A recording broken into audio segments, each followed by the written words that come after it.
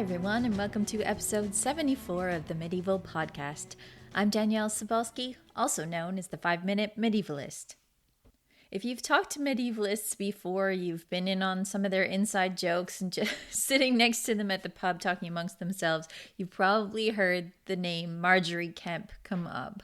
And if you haven't actually learned anything about Margery Kempe, well, today is your lucky day because Margery Kempe is a character, a real person, but a real character from the Middle Ages who is really unforgettable. And I thought, we haven't talked about Margery before, so let's talk about Margery today. Margery Kempe was a woman who lived in Bishop's Lynn, which is now known as King's Lynn, which is on the eastern coast of England. And she was just kind of a middle-class woman going through her life before she became a holy woman.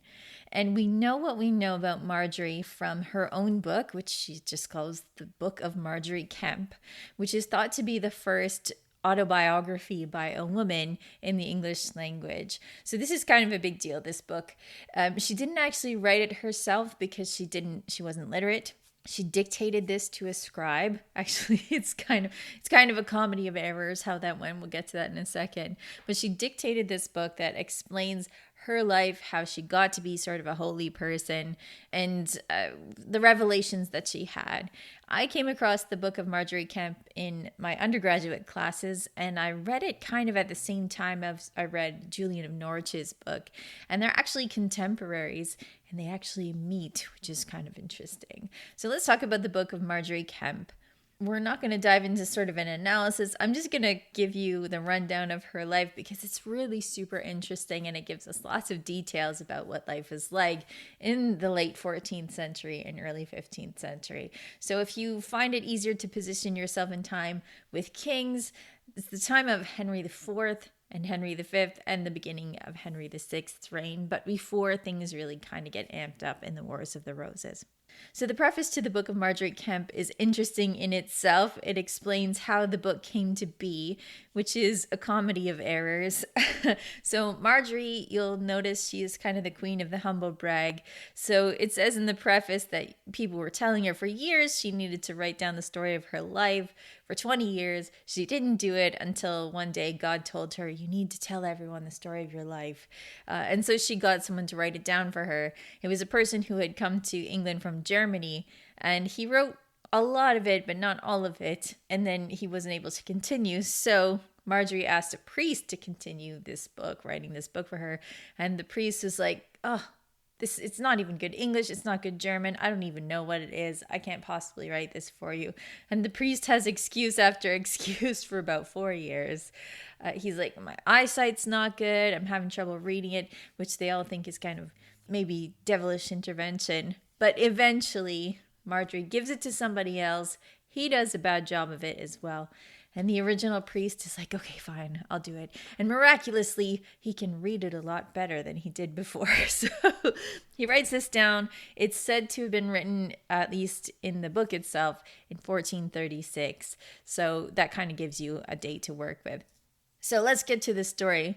Margery starts by saying that when she was 20 years old, she married a man from Bishop's Lynn named John, and he was a burgess. So they got married and she very quickly got pregnant, which again, you'll not be too surprised about as we go on. And she had a very difficult pregnancy, according to her. She had a difficult birth, and afterwards, things went really badly as well. The book says that she went out of her mind, and that's a quote. She went out of her mind for more than half a year, so probably around 8 months or more. She had what we would probably now call postpartum psychosis. So for Margery, this manifested as she saw devils around her. They were hurting her. They were physically hurting her. And they were asking her to renounce Jesus, which she did. She said horrible things to her husband, horrible things to her family and friends. She bit herself so badly that she scarred herself. She scratched herself with her nails. She was a danger to herself. She was suicidal. She was in despair. And so she was actually bound, according to her book. She was bound and she was taken care of by keepers, as she says. One day, she says her keepers left her alone, and Jesus came to her. And he came dressed in purple silk, and he sat on the edge of her bed and said, "Why have you forsaken me when I have never forsaken you?" And then he disappears. And from that moment on, Margery has control of her senses once again. And the first thing she does is when her husband comes in, she asks for the keys to the buttery so she can have something to eat and drink like she did. And all of the friends and neighbors and family are like, "John, don't give her the keys." But he loves her, so he does. And everything is normal. She goes back to eating and drinking as normal. So from there, it talks about how she was rescued, her sanity was rescued by Jesus, but she's still not the most humble creature. And she's wearing fancy clothes all the time. She says it's because she was proud and covetous that she becomes one of the best brewers in Lynn. And things don't always go very well. So she becomes one of the best brewers in Lynn, and yet things go wrong. Time after time, something goes wrong with the yeast. So she finally gives that up. She figures this is probably a divine lesson as well. She apologizes to her husband for talking back to him all the time. And she decides she's going to switch gears and careers. So she switches to milling. She gets herself a mill and some horses, but that doesn't work out either. So she starts to, again, see this as a divine sign. She starts to do what she calls great bodily penance. She forsakes her pride and she starts to live a more heavenly life. But when she does this, and this is kind of why I love this book, when she becomes a more holy person, she does it to the irritation of just about everybody that she meets. So she says that when she first becomes a follower of Jesus in a really earnest way, she prays to him to give her uncontrollable weeping so that she can show her devotion to him. And she doesn't even care if it's going to bother people. She just wants to be overwhelmed by emotions when she thinks about Jesus and his life. And this is what happens. So Margery becomes saintly, but very, very annoying. So right after she's talking about, things going wrong in her businesses, she says she was sleeping next to her husband one night and she hears this beautiful music and she knows it's heavenly music. And so it says after this, all she talks about is heaven all the time. So her friends and family start getting annoyed with her. They stop talking to her because every time she sees them, all she talks about is heaven.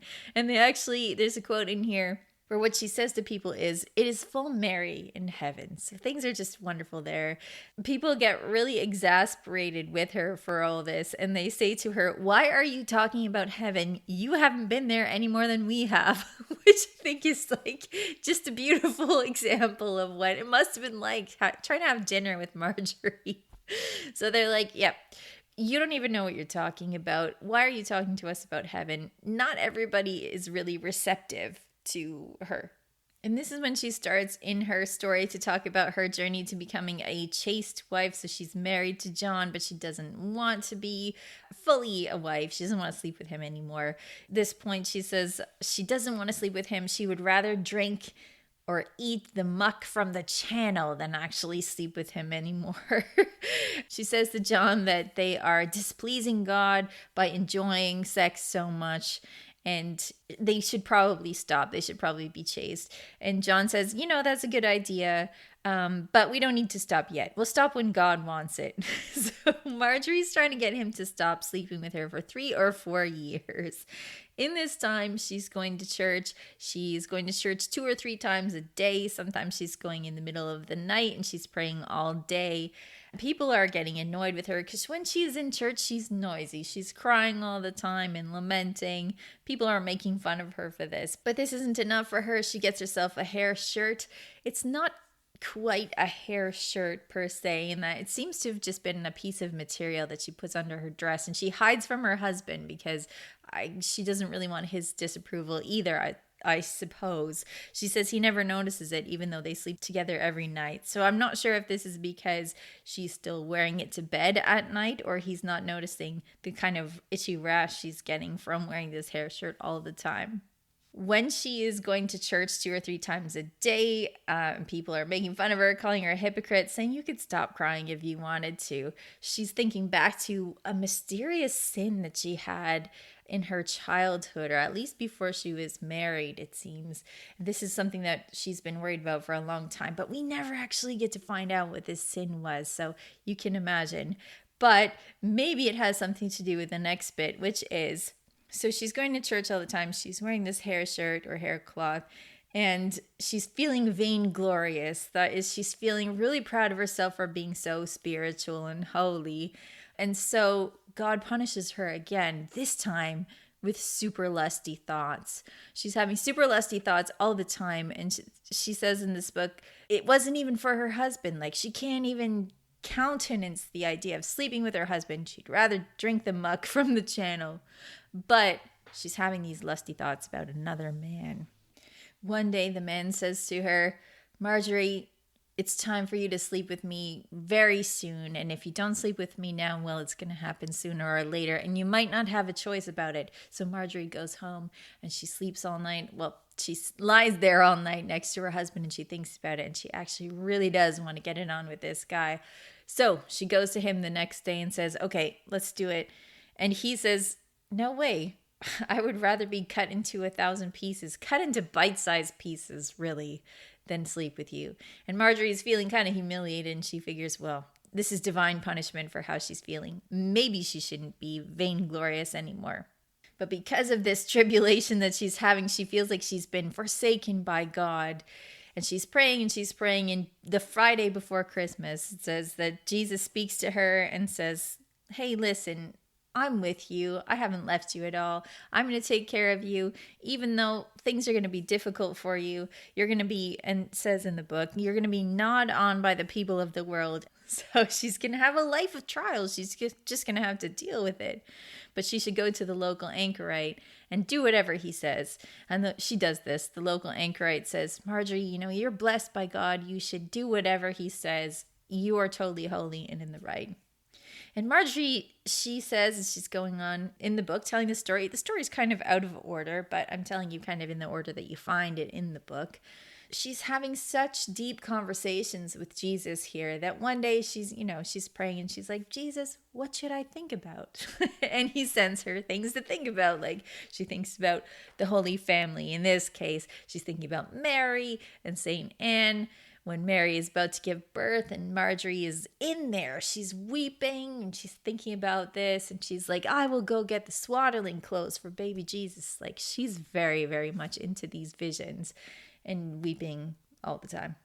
She's still praying to be chaste, to be released from her marital debt to her husband. And at this time, both men and women were owed a marital debt in their marriage, which means that if either spouse wanted to have sex, the other one was supposed to have sex with them. So she's praying and praying to be chaste, to be kind of released from this part of her marriage. And Jesus is like, no problem.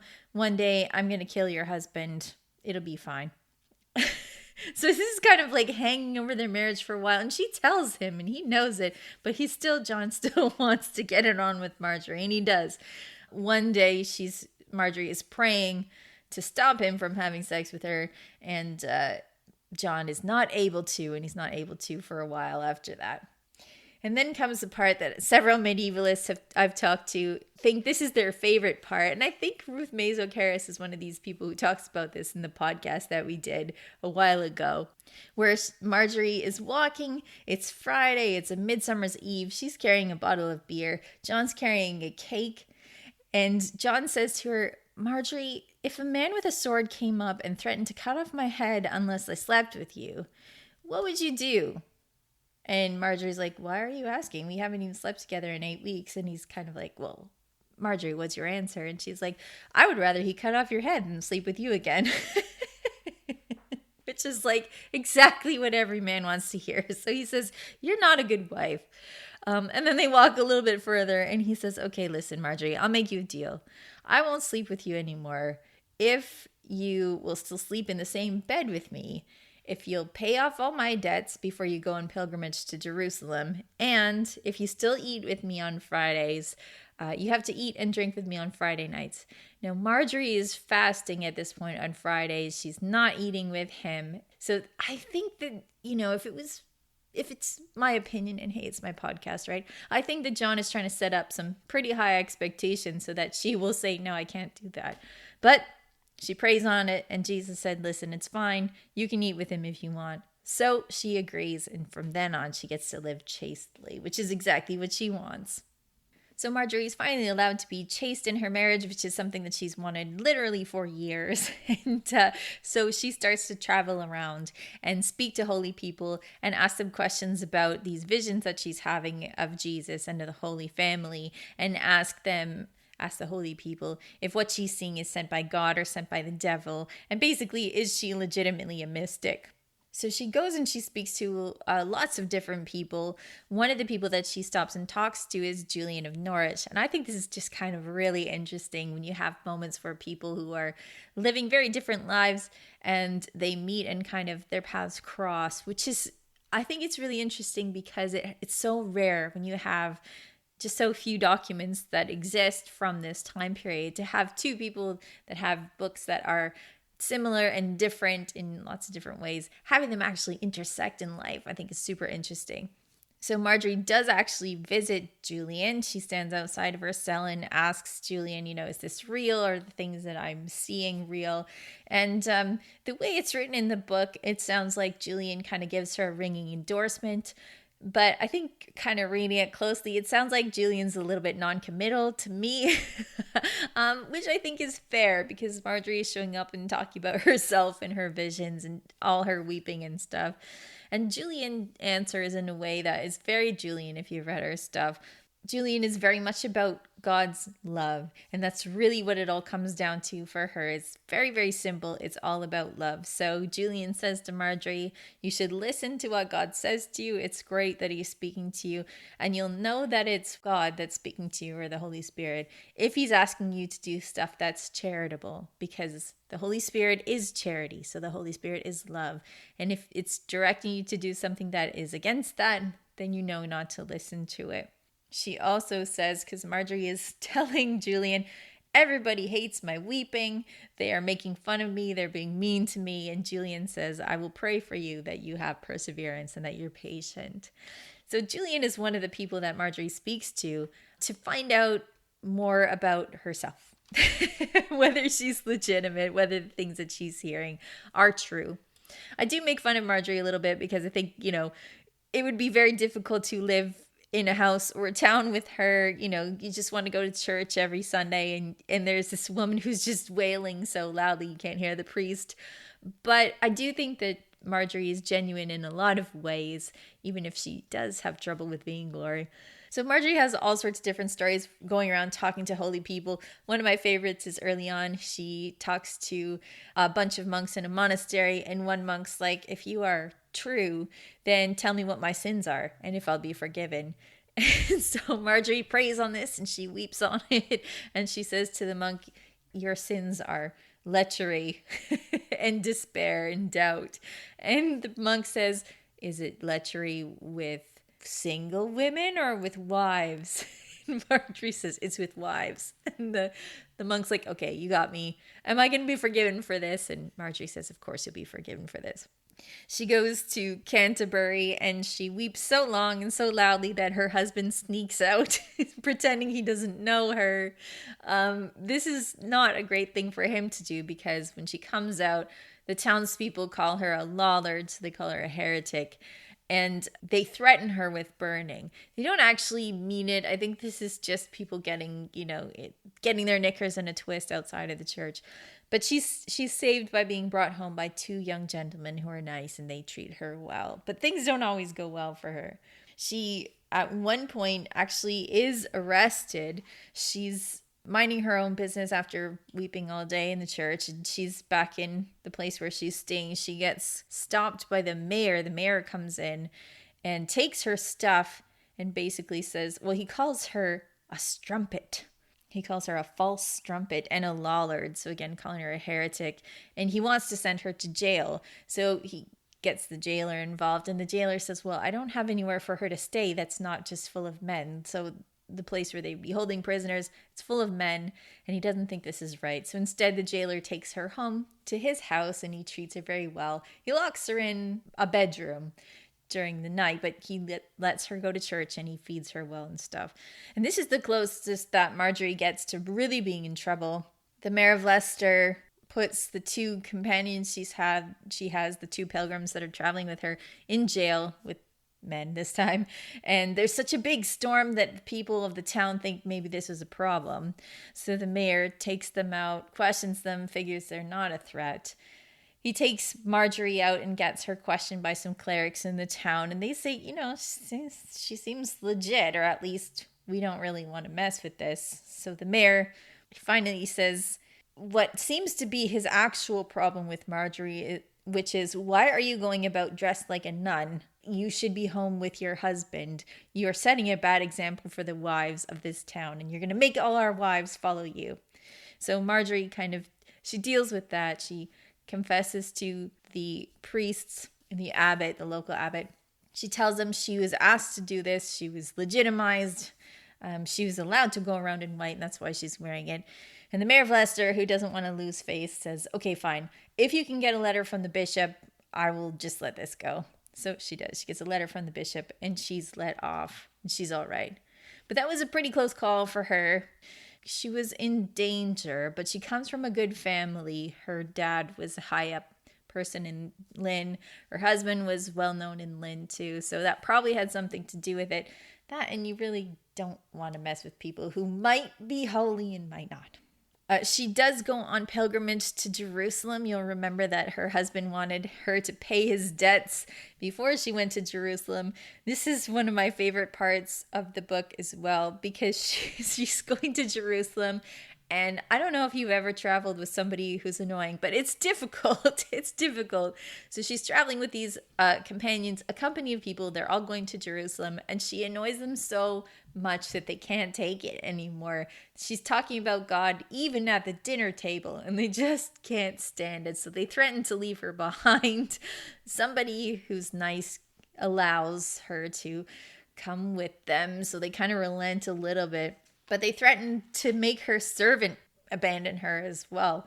They're like, we'll take care of your servant will get home fine, but we just cannot travel with you anymore. They're passive aggressive in that when they get a ship together, they don't order bedding for her. She has to fend for herself. They take her clothes. She has to dress as a fool, so she doesn't get a full-length gown. She has to wear this canvas outfit that just goes below her knees, which is undignified. So it's hard for her. She has a hard time.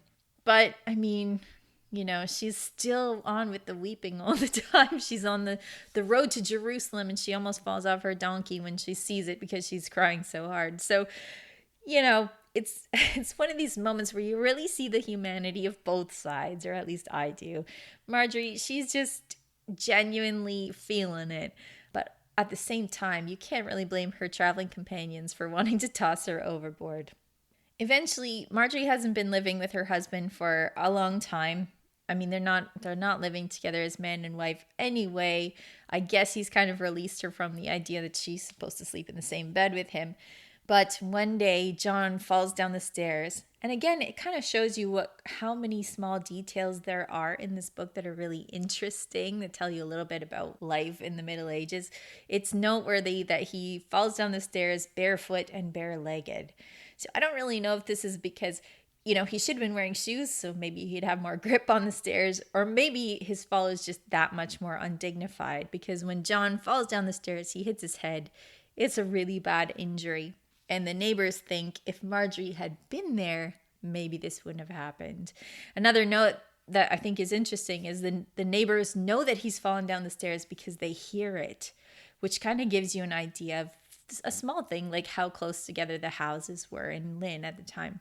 So Margery moves in to take care of him. She moves in and lives with him as a good wife, although they are living chastely. And in the last couple of years of his life, it's not clear whether it's because of this head injury or not, but John deteriorates physically. He becomes incontinent. So she's cleaning him up. And it says that she would have resented him, except for she remembers how much she loved his body, how much she lusted after his body, how much she just loved him. And I remember like reading this and thinking, wow, that's really sweet. That's a really sweet sentiment. You know, you're cleaning up someone. You could be resentful, but how much did you love them over your life together? And then she says, so it was great that she's punished with the same body because that's appropriate. Which is just such a Margery Kempe thing, you know? It was like, you had to ruin it, Margery. It was a nice sentimental moment. Yeah, so she lives with John. She takes care of him until the end of his life. We don't know how Margery's story ends. She has a lot of kids. She has 14 kids. I mean, no wonder she wanted to live chastely after that. She has 14 kids. She has interactions with her son, which you find out a bit later. But we don't know what happened to Margery in the end. So she kind of disappears. And because she's writing this before the end of her life, you don't get that kind of closure that you do at the end of most saints' lives, which are told posthumously. This one, she's got commissioned during her lifetime. So we don't get to find out what that major sin was that she was confessing all the time, and we don't get to find out what happens to her in the end. But that said, it is still a really super interesting story. You get all these fine details like people's grumbling or, you know, going down the stairs barefoot being a problem. The fact that Margery is walking with her husband on a Friday, Midsummer Night's Eve, and she's got beer and he's got cake. Like, these are wonderful little details that give you insight, or at least just a window onto the Middle Ages in the 15th century. It's also a really good book because you can see how much agency Margery has. So she's a wife. She's a middle-class wife. Her father, as I've said, has been fairly important in the town. But she's able to start brewing as a business. And she says she does it for pride. So she doesn't necessarily need it for money or necessarily for the house. So she's doing this for extra money, which is not necessary. She also has her second business. So she has a lot of agency in her life as a businesswoman, which is really, really interesting, I think. She also has a lot of agency in that she travels a lot, and she doesn't travel alone. She always travels with a servant or companions or people who believe in her and her visions. So she travels with people, but she travels a lot, almost constantly, it seems, which is probably a relief to the congregation in Lynn, right?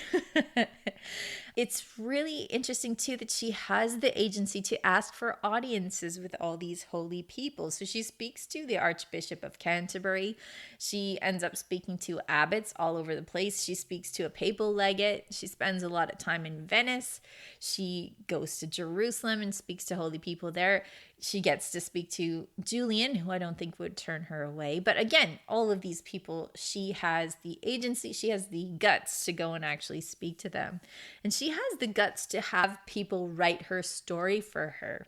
So she's doing it because God has instructed her to have her story written down. But at the same time, this is kind of unprecedented to have your own sort of saint's life written down. And it does feel like a pitch for sainthood. And I'm not the first person to think this either. There's some things in here about miracles. One time, again, another interesting thing that happens to her, a piece of the church ceiling falls down and hits her in the back and hits her in the head, and she's fine, which is miraculous. So miracles and also the tribulations that she has, they all seem to suggest that she's kind of angling for sainthood here. So the guts to actually hire people to write her story and kind of make this kind of pitch for being a holy woman or a mystic, I think is kind of incredible in itself. And she is writing it, she is having this written in her lifetime. So you can kind of see her hand in the background. People would be reading back to her what they've written. She would be the person who would be correcting it or making sure that certain things were included and certain things weren't included. So as an editor as well, this is really interesting as a book. I can't help but think that she would really love social media. If she was living today, she would be going around with people, friends, having them take pictures of her, you know, with the Pope or something. #blessed. She's a real operator. And I think it's really interesting. Again, so having read this, at the same time, or shortly before or after I read Julian of Norwich's book, you can see different ways in which people experience their religious devotion at the time. So you have somebody like Julian who has very, very private devotion. She is an anchorite. She's enclosed. So she's really kind of experiencing her visions of Jesus, which are very tactile as well, in a very private way.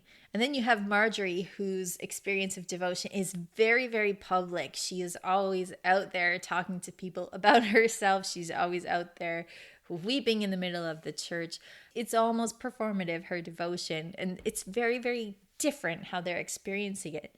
But at the same time, there are similarities in that they are both having visions of Jesus as a man, his life, his mother's life, what these are like as human experiences. And that's really interesting. And that's something that you do see in the early 15th century, this phenomenon called affective piety, where especially women are really concentrating on the humanity of Jesus. So, maybe I haven't done Margery justice. Maybe I've made fun of her a little bit too much. Fair enough. I tend to do that. But the book of Margery Kempe is really a worthwhile read. It's not all that difficult. It is in Middle English, but it's not all that difficult. It's probably on par with Chaucer, I would say. You can read it in the Teams edition, which is edited by Lynn Staley, and you can find that online if you like. But it's really worth reading in terms of finding out more about a woman's life in general, about her agency, about devotion at this time, and about how you might be experiencing your faith at that time, even if it's not kind of as over the top as Margery's. So next time you hear people making fun of Margery Kempe or thinking about Margery Kempe or enjoying Margery Kempe, now you'll know who we're talking about. She is definitely a unique personality and definitely worth reading more about. Before we go, here's Peter from medievalist.net to tell us what's on the website. What's going on, Peter? Hey, so the big news this week kind of involves one of your recent guests, Ooh, Matt tell us Chapman. more. You, That's right. yeah, he apparently was like a lone archaeologist at this Tudor era house in England, and he was like exploring and trying to find stuff, and he went under the floorboards, and like, he found all this stuff dating back from the 15th century all the way to the 20th century, just been hidden there for centuries. No one's even bothered to look at it, and he's kind of found it. That's really kind of a nice little treasure trove of archaeology. So we have that news about that on the site. And we also have your piece on how to make a king fall in love. Yeah, that one's really bizarre. I think is really useful. So I think everyone should, want to read that one because that's some powerful magic there. So Yeah, if you ever find yourself in a time machine, pack all of this stuff because you might need it. yeah. Oh, speaking of which, I've got a gazelle's brain, and I wanted to know if you wanted the other half. You just have it just lying around. Did you order from Amazon or something? I went to the zoo. Wow, Peter. Wow, that's dark. All right. So we've got Matt Champion, his amazing discovery on the website. He was telling us a little bit about that when he was on the podcast, I think. And we've got Gazelle Brains and how else to make a king fall in love with you. Anything else I'm missing? Oh, we've got some bits of on the Hundred Years' War from our columnists coming up. We'll have more about for our series on medieval Scandinavia, and just kind of like other kind of posts our writers. I'm going to be coming through in the next couple of days, so with a bunch of stuff. So very happy on that. Awesome. It's always great to talk to you, Peter. See you later. Thanks. Thanks. There's actually more exciting news for all you fans of medieval podcasts, as medievalist.net is now your go-to site for not one, but 3 historical podcasts. As of now, clicking on the podcast link at medievalist.net will bring you to episodes of the Medieval Podcast with yours truly, Byzantium and Friends with Anthony Caldelis, who I spoke to on this podcast not that long ago, and the Scottish Chronicast with Kate Buchanan. It's your one-stop shop for all sorts of podcast goodness, and I couldn't be happier to be sharing a link with these 2. You can find all 3 podcasts at medievalist.net/category/podcast. Thank you, as always, to all of our patrons on patreon.com for keeping this podcast going. Whether you're a patron for the sweet deals on Medieval Warfare magazine, the Medieval magazine, our book club, or just because you love the podcast, you have my eternal gratitude. And it's official. As of this week, patrons who sign up to support us at the map levels for the month of August will be getting a map of Africa in the 14th century. Super cool. Illustrated by Tina Ross. Our maps are made exclusively for our patrons as an extra special thank you from us to you. Find out more about our maps and all our rewards at patreon.com/medievalists. For everything from Margery Kempe to up-to-the-minute archaeology, follow medievalist.net on Facebook or Twitter at medievalists. You can follow me, Danièle Cebulski, on social media at 5MIN-medievalist or 5-minute medievalist. And you can find all my books, including Life in Medieval Europe, Fact and Fiction, at your favorite online bookstores. Our music is Beyond the Warriors by Guy Frog. Thanks for listening, and have yourself an amazing day.